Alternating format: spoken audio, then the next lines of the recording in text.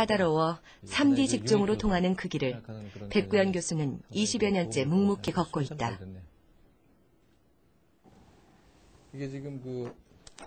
특히 백 교수가 주목하는 것은 한국인에게 많은 손질환 연구에 있다. 손목 통증으로 진료실을 찾은 20살의 환자. 힘을 주게 되면 이건 뭐 거의 뼈가 닿다시피 한다고. 이거 보세요. 별로 맞닿잖아. 근데 힘을 주게 되면은 그 척골이 위로 좀 올라가는 그런 현상이 있지. 힘을 빼고 있을 적에 좀 덜 아픈데 뭐 이렇게 힘을 주게 되면은 더 아파지는 게 그래서 그런 거라고. 바로 이런 동작을 취하게 되면은 정상적으로 보이는 손. 통증의 원인은 뼈에 있었다. 좀 더 확실하게 좀 보는 검사 방법 중에 하나가 이쪽으로 갖다 이렇게 좀 부비는 거지. 이렇게 좀 아프게 입으로 만드는 건데 심하게 아프면 얘기하세요. 많이 아프 이거는 많이 아프지, 그지? 이렇게 하면 몹시 아프단 말이에요. 그래서 우리가 보통 이런 거를 이 척측 충돌 증후군이라고 불러요. 서양 사람들에 비해서 우리나라 사람들은 날 때부터 척골이 상대적으로 길어서 지금 같은 증상들이 오는 사람들이 굉장히 많아요.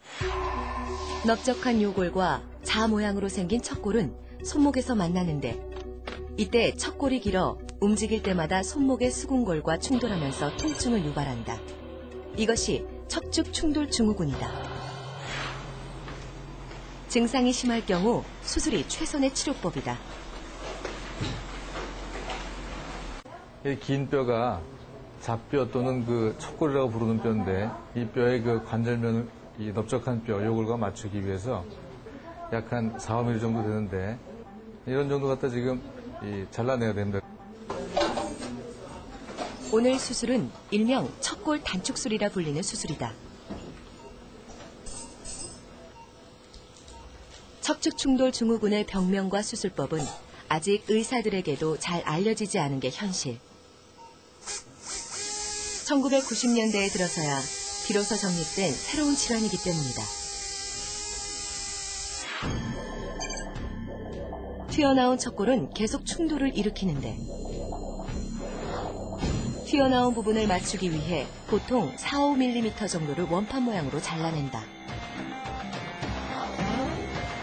뼈는 금속판으로 단단하게 고정해줘 잘 아물도록 하는데 이것은 1, 2년 후에 제거하게 된다.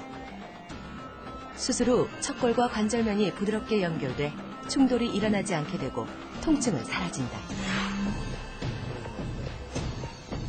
이것이 환자의 척골에서 잘라낸 척골뼈다.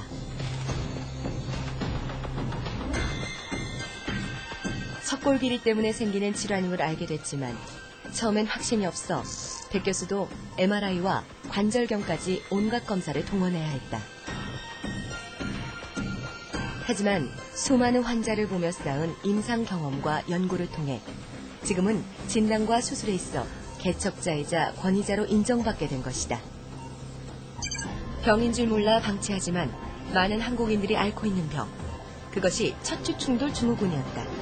손 분야를 전공하다 보니까는 말씀드린 것처럼 서양 사람들한테는 흔한 병이 우리나라 사람들은 굉장히 드물고 그래서 거기서 의문을 갖고 좀 이상하다고 생각을 했었고요. 그리고 그런 것들이 혹시 이 척골하고의 길이 관계 때문에 오는 것이 아닌가 하는 생각이 들어서 1990년대부터 기초적인 그런 연구들을 좀 몇 가지 해봤는데 많은 사람을 대상으로 저희가 한국인들의 손목 척골의 길이를 갖다가 측정하는 연구를 시행했는데 그때 결국은 어느 정도 확신을 갖게 됐습니다. 역시 우리나라 사람들은 척골이 좀 태어날 때부터 긴 사람들이 많기 때문에 이 병이 많겠구나.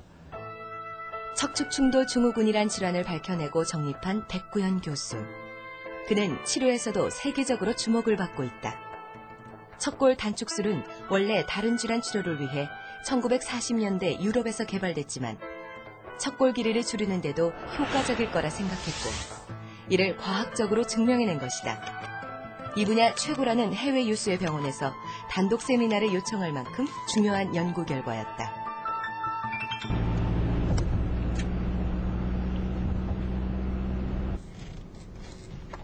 이준호 씨의 퇴근 시간. 좌우로 핸들을 돌릴 때마다 수술을 결정할 당시가 생생하게 떠오른다.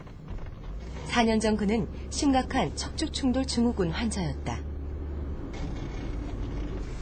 이렇게 돌릴 때는? 네, 그건 어떻게 했어요? 저기 왼쪽으로 돌릴 때.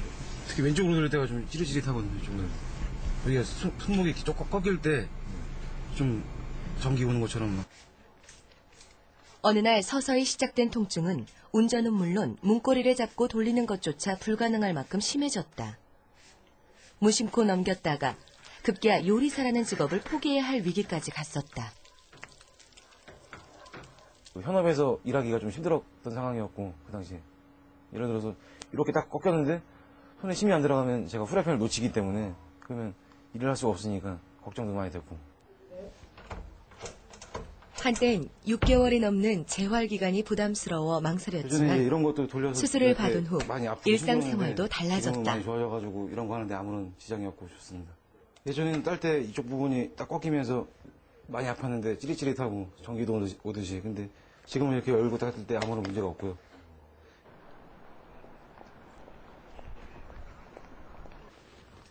한 2년 지나고 나면 1등이 없어, 1등. 다 펴지잖아. 그래서 수술 안 하더라도 너 2년 동안에 뭐 불편한 거 있었어? 좀 따깍따깍할 적에? 대개 손질하는 치료 시기를 놓치면 수술 외에 별다른 치료법이 없지만 예외적인 것이 있다.